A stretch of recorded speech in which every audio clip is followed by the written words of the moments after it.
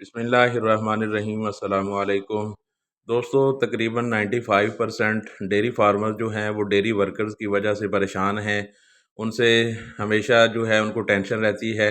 और दूसरी चीज़, dairy farm पर एक समा रहता है, एक कैफियत बेचैनी की वो रहती है कि पता नहीं कब किस वर्कर्स ने छोड़कर चले जाना है।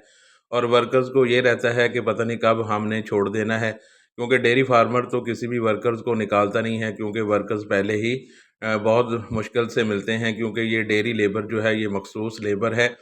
तो दोस्तों, दूसरी चीज़, हमारे अक्सर फार्मर जो हैं वो पता नहीं क्यों इस बात पे अटक जाते हैं कि करोड़ों रुपया आपने इन्वेस्ट किया है, लेकिन हज़ारों पे आके आप अटक जाते हैं। यहाँ आकर आप जो है सोचो विचार में पड़ जाते हैं सैलरी का इंतखाब करते हुए।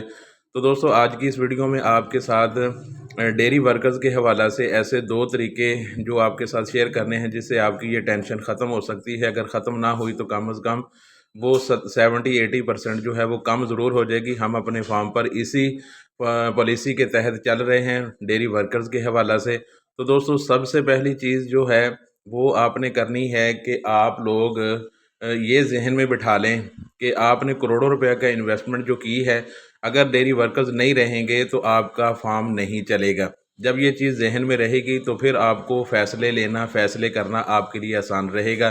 तो अब करना सबसे पहले काम आपने ये है कि डेयरी वर्कर के साथ आपने एग्रीमेंट करना है, जो आपने उनसे काम करवाना है।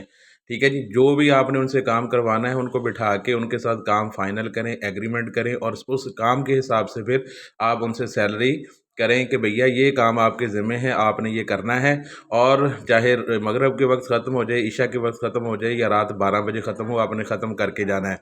दूसरी चीज़, उनके काम की हौसला अफजाई करें और फिर आप रिज़ल्ट देखें, प्यार से काम लें, फिर रिज़ल्ट देखें इंशाअल्लाह।